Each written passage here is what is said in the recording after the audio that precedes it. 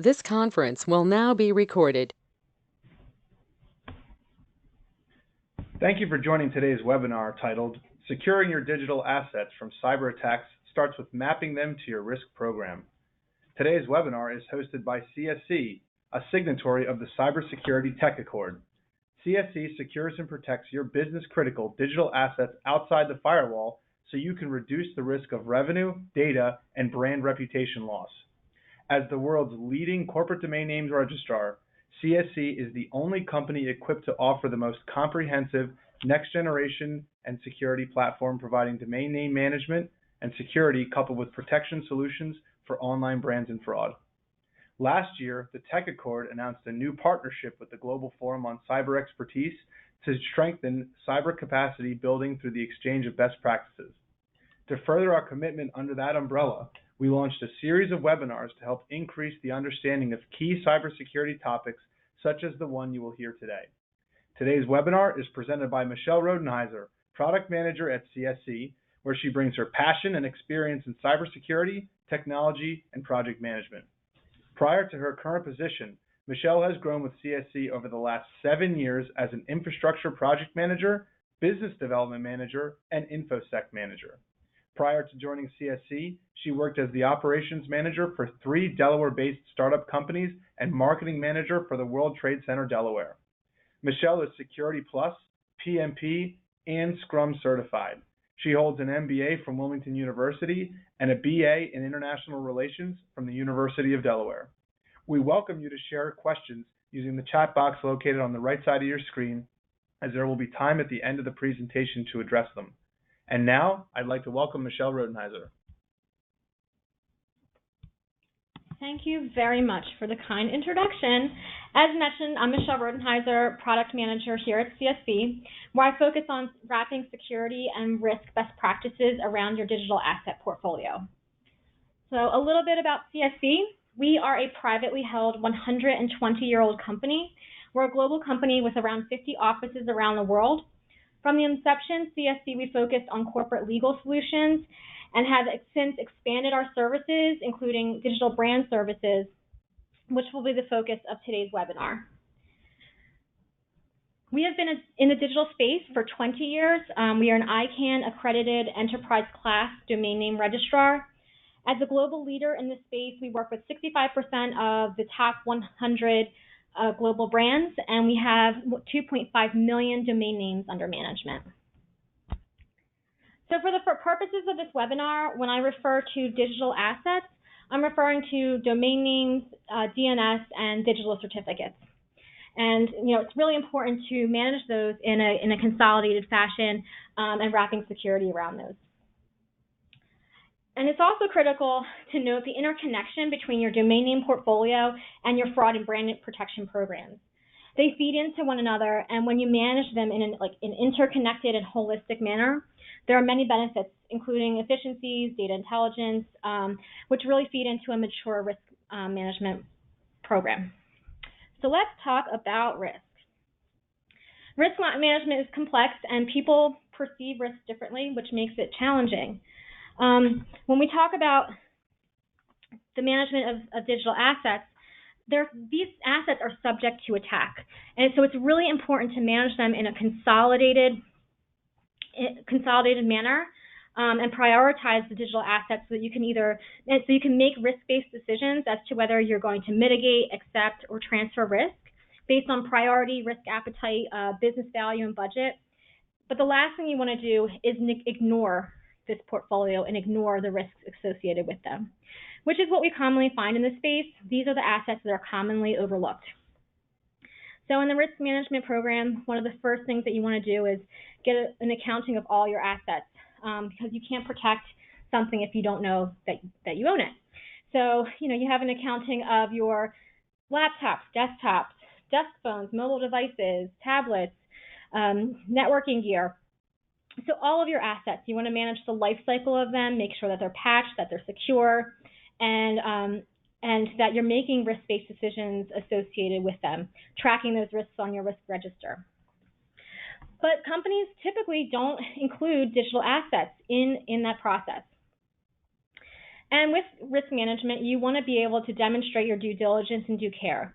Demonstrating your goodwill that you've done your best to button up your security posture so that when something does happen, you're able to demonstrate that you have put your best foot forward and what security controls or measures you've put into place based on business decisions.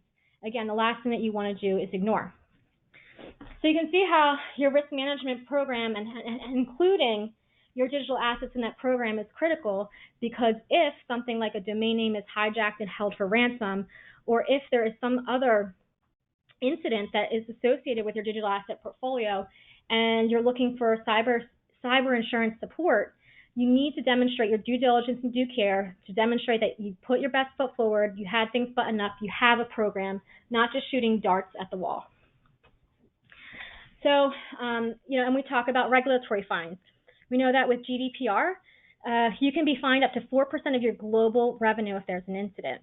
So a way to lessen the blow of that fine is to, again, demonstrate through your risk program that due diligence and due care, where your policies are, what countermeasures are in place. And that all plays into your reputation, financials, customer loyalty, and the like.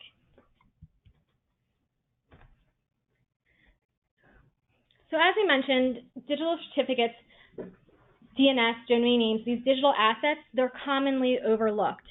And these assets, they tie back to your business critical services like websites and email, your applications, voice over IPs. These are just some examples, but they're fundamental to your business. And if they're not managed properly, but also with the right security measures, with the right provider, there are major consequences to that. And attackers love to go after these assets because they're managed, like we said earlier, outside of your firewall. So they're managed by third parties. So you want to make sure that you're selecting the right partner to manage these assets for you. And attacks can look anything like website redirection, email compromise, a DDoS attack, hijacked DNS, DNS cache poisoning, domain shadowing. There are so many ways that bad actors can do your company and your customers harm if these assets aren't managed properly. So let's take a look at the evolution of the DNS space and what's been going on in that space where with malicious activity. So like the internet and like email, DNS was not designed with security in mind. DNS was just designed for essentially to act like a phone book. You enter your www.domainname.com into the browser, DNS pulls back the IPs, and then it brings the site visitor to the content. Well, ideally, that's what happens. So there are many bad actors that can disrupt this process in many different ways, and they would be able to point you to a malicious or spoof site where they're potentially harvesting credentials. The site might have malware. So over the years, we're seeing the size, scale, and sophistication of these attacks increase. So much so that we're seeing more and more directives from bodies like the Department of Homeland Security, ICANN, the French government, the Swedish government, the Japanese government, along with like independent security professionals, all putting out directives and best practices to protect DNS. So this is a global problem. And the directives have included things like making sure you have secure access to the management of your DNS. So strong usernames and passwords, two-factor authentication, federated identity, having a multi-lock, also known as registry lock, in place on domain names, especially those that are vital to your business. And then DNSSEC, so that adds that layer of integrity to your DNS. And then finally, audit. So ensure that all of your DNS changes are legitimate and understand your traffic patterns and monitor those. Really critical.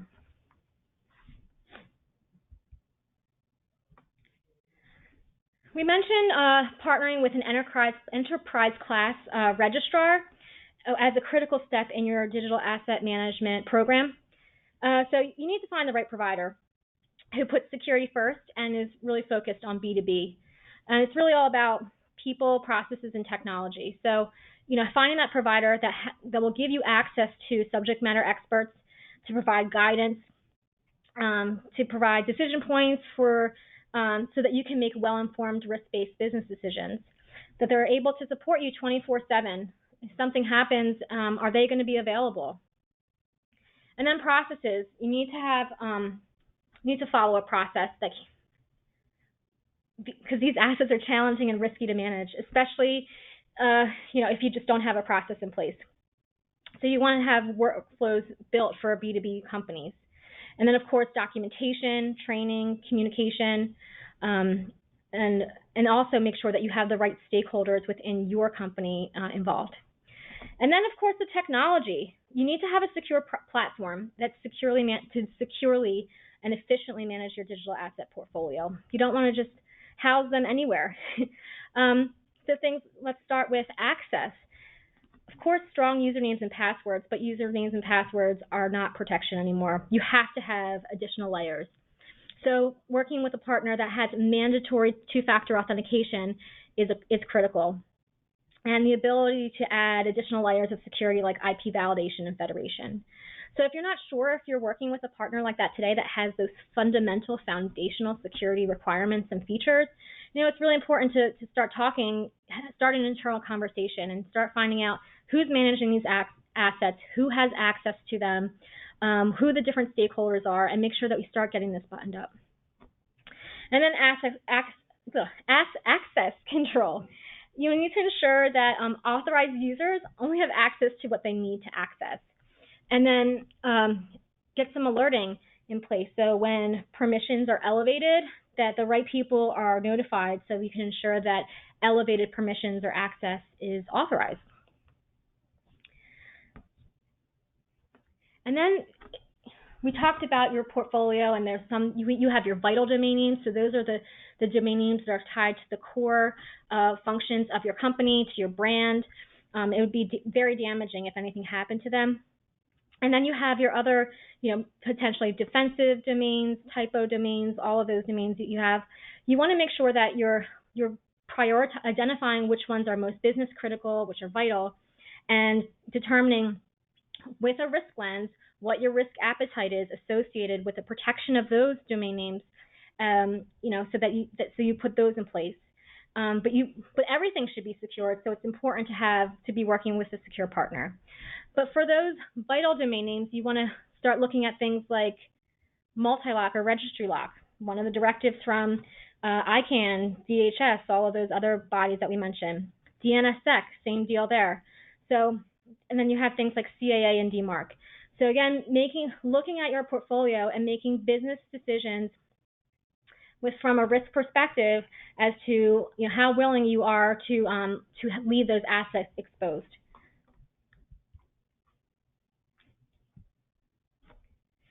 So it's challenging to know where to start, and it's advisable to follow a framework when possible.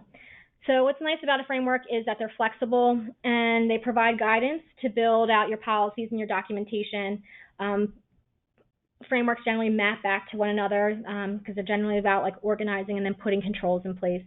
And then they also give you the ability to demonstrate your due diligence and due care. So this is CSC's framework on how we manage your digital assets from a security, brand, and reputational perspective. We talked about PPT, people, processes, and technology. So the people part is partnering with the right vendor, access to the subject matter experts with a focus on security. The processes, this is the starting point of your processes to get that documentation and training and have workflows that are built for B2B and have the right support from your partner. And then building on top of that, the technology. We talked about making sure that your assets are housed in a secure platform. But then you also want that technology to help you support your risk management program. So how can you do that? This is a glimpse at CSC Security Center. So Security Center is proprietary to CSC, and this helps identify, prioritize, and map your business critical domain names to the security safeguards that you can put into place. For example, like the multi-lock or registry lock and DNSSEC. So we run your domain portfolio through our proprietary algorithm. We are able to identify your vital domain names based on different attributes and then show you where you have opportunities from a risk perspective to add additional security measures to them. In addition, we also look at things like vendor fatigue. Vendor fatigue, first of all, is just challenging in general with asset management, but there is a lot of risk with having a lot of vendors. And so we bring visibility to that. It also provides visibility in terms of access, who has access to these assets, and alerting when privileges are escalated or elevated. So here's another piece of technology that supports the people and the processes.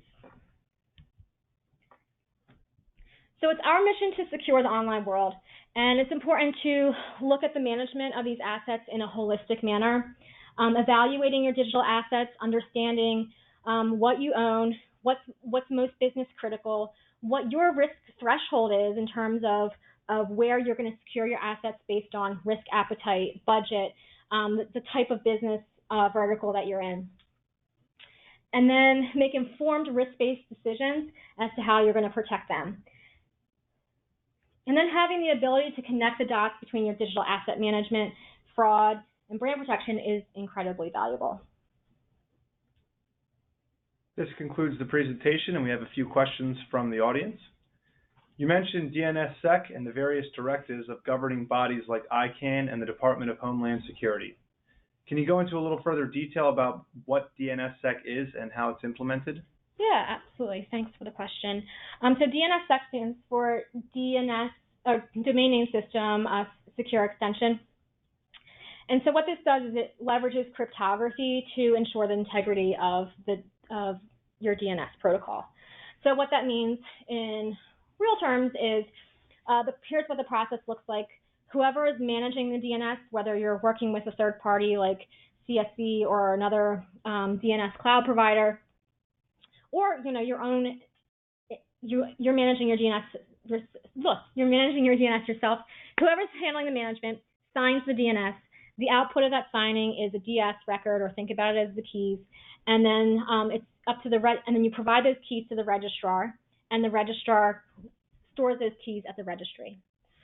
So it's really this process is really important, especially to make sure that you have the right partner in terms of your registrar, because they are a critical part of this process. So you have to give them the keys; they have to handle the storage. So if you're working with a provider that doesn't have that 24/7 availability, that could be a challenge.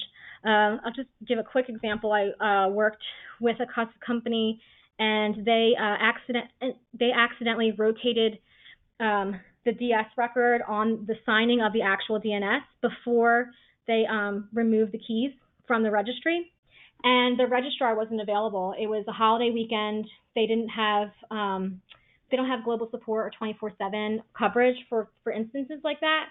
And so because they rotated the signing of the DNS first, and they didn't have access to their registrar to update the keys, the website was out for an extended period of time until that registrar was available again. So it's really about, you have to understand the workflow, you have to understand the order of operations, and make sure that you have the right partner to coordinate those changes, because it can have an impact in availability if not done with the right order of operations with the right partner. And so availability is really critical when it comes to DNS, but that's that next layer to provide that layer of integrity. Excellent. Another question. As we continue to see governing bodies more involved with digital assets and security risk, what do you feel is coming next for the cybersecurity landscape as it pertains to things like domains and DNS? I appreciate that question, and this is my opinion, but I see compliance and regulatory some regulatory requirements around digital assets coming in the near future. We already see third-party scorecard companies who are looking at things like DNSSEC and multi-lock or registry lock, looking at your digital certificates. So, and that's impacting your third-party risk scores. And then we're seeing these directives from government agencies and also within the industry, because it's not just about protecting your company, it's about protecting your customers, but then essentially it's how we are contributing globally to this problem. And I think it's important for us to work together, but also I do think that regulation is coming. Thank you. We appreciate your time and insight today, Michelle. On behalf of the Tech Accord, we thank all of our participants for joining.